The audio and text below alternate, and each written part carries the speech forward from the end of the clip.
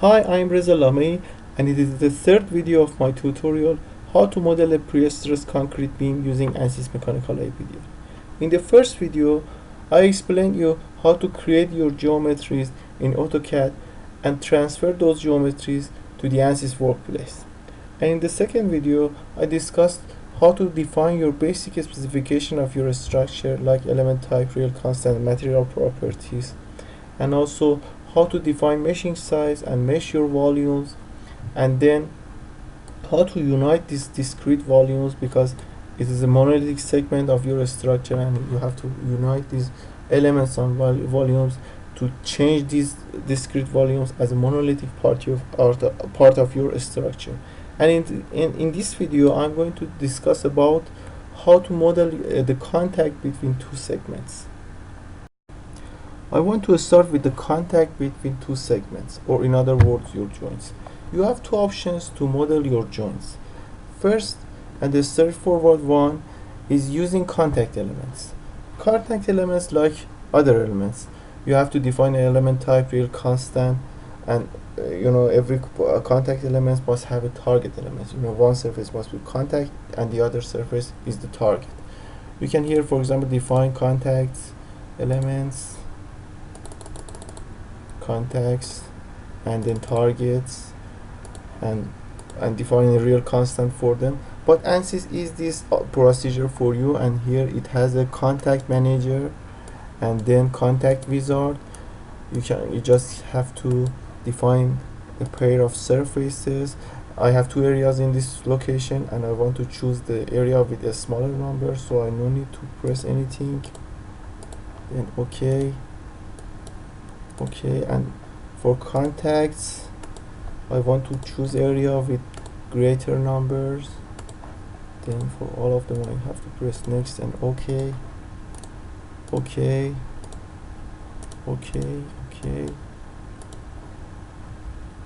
next. And in this part I can define the coefficient of friction. For example, 0.6 is rational. The coefficient of friction depends on the pattern and the shape of the shear keys. And if you want to be more exact about the coefficient of friction, you can refer to experimental studies or provisions to find the best value for your coefficient of friction. And in optional setting, you have some professional items here. For example, in contact algorithms, you have some algorithms to calculate your contacts, like Lagrange and MPC and penalty. And all of these algorithms usually are like Newton-Raphson. There are some iterational procedures, and they usually have a computational function and check the result of that function with an error, and if it exits from that error, they try the function with new numbers in order to reach the best answer. And here's the, for example, the error and limitation, and if you make it bigger and bigger, it will ease your convergence and your calculation but reduce your accuracy. But if you assign in a small number, it will increase your accuracy, but it will make some problem for your solution though. And if I press, for example, OK, and when I press create, it creates the contacts and targets for me, and you can see here my contact and target and a new real constant here for me. Again, as I told you, the calculation of contacts is an iterational process. It means that your software must iterate and find the best answer, then try with some numbers, and it is a computational burden for your software, and it may increase the time of your solution and also hinder your convergence. So you have another option to model your joints, and this option is using springs. It means that I can define a set of spring in the location of my joints that works and simulate my condition of my joints. It means that when my surfaces are compressing and moving toward each other, my spring will work, and don't allow these two surfaces to penetrate to each other. But when these two surfaces are separating from each other, this spring will not work. In order to define such a spring, you have here element type, and you have to press add edit delete, and here in add, in compression, in combination, you have nonlinear spring or combine 39. In option, excuse me, in option, in this part, I have element behavior compression load. I have some options here. I choose no compression resistance, and then for the element degree of freedom I choose UZ, because my elements must work in Z direction, because these two surfaces are normal to Z direction, and when they are moving, they move toward Z direction. So I press OK, and again, that's it. But here I told you that I choose no compression resistance, and you may surprised about this, because the vice versa is true, and it means that when these two surfaces are compressing to each other, my springs must have an resistance in compression, must not have any resistance when these two surfaces are separating, or must not have any tension resistance. And the answer is that, combine 39 is not like link elements. Nowhere when you, for example, mesh a link element, and nowhere is that you choose, for example, your first node is this node or that node. It works like the same. But in combine 39, it varies. When you change the order of the nodes, the forces and strains will change, and for example, they become negative from that force or amount. It means that, for example, when I, for example, choose a number, my first node number from this segment, and my second node number from this segment, for example, it may work and have a compression resistance. But if it don't make any compression resistance, I can change the order and choose the first node from this segment and the second node from this segment, and it will make my element to work in compression. So I have to imagine how this element will work in the way I want.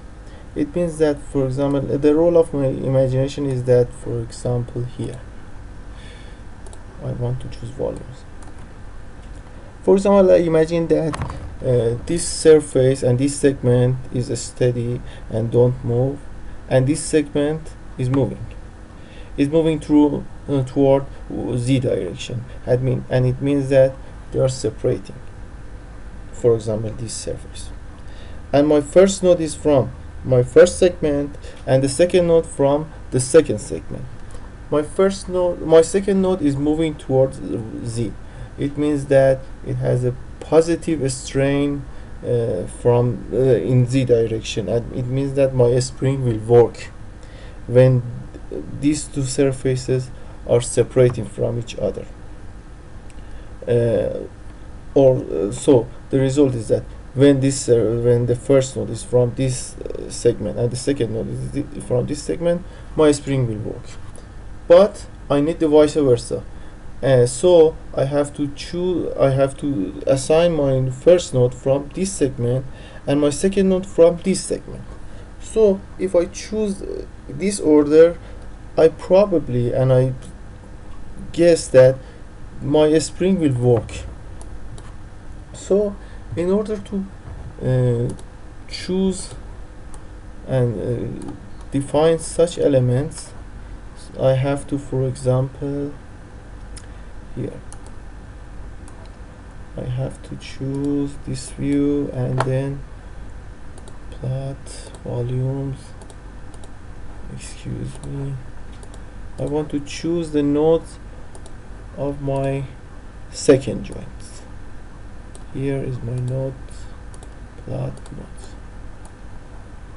Here's the node of my second joint. I have two nodes in this position. If you want to see that, here I have two nodes, one node from my my second segment and the other for my third segment. I want to define the element here. First I have to define the element. I defined it before. Then real constant. Real constant, I defined the real constant before. My second real constant is for my combine 39. If you want to create, for example, you have to press add, then combine 39, and there's a blank field here. You can insert all of them, and in, for example, here it no matters the amount you insert for your stiffness or force and displacement, but you have to choose a big force for your displacement, because your spring must have a strong stiffness that avoid these two surfaces to penetrate to each other, because in actually these two surfaces cannot penetrate to each other.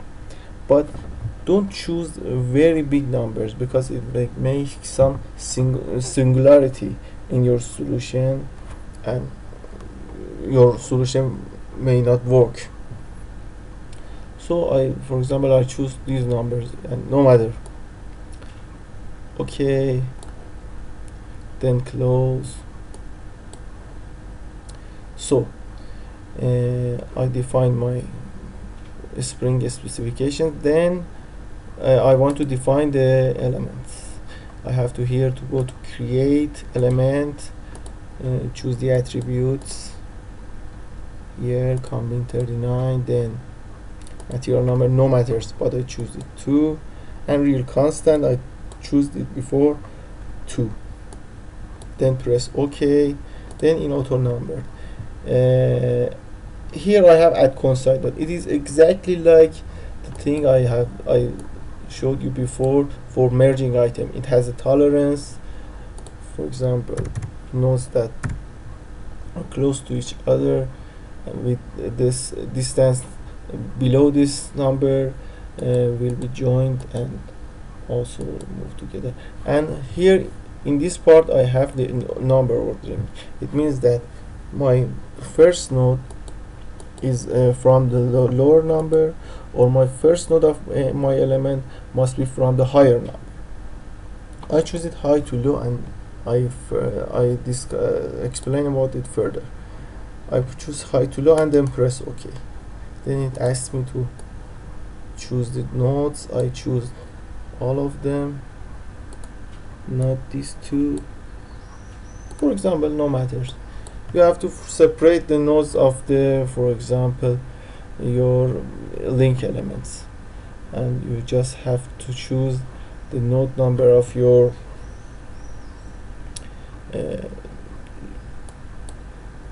concretes. So I defined all of the springs here and here. So as I told you, I choose high to low. It means that select everything. This is because I ensured that my node number from my second segment, third segment, is greater than my node number from the second surface. It means that my first element node from the third segment and the second element node from the second segment. In order to ensure about this order, you can, for example, choose one of the nodes here, for example 3300, and from this segment, for example here, from this segment it is 2100. It means that the thing I did is true. But if you want to be ensure about all of the joints, for example, you can define you can mesh your nodes. In the previous step I discussed about meshing.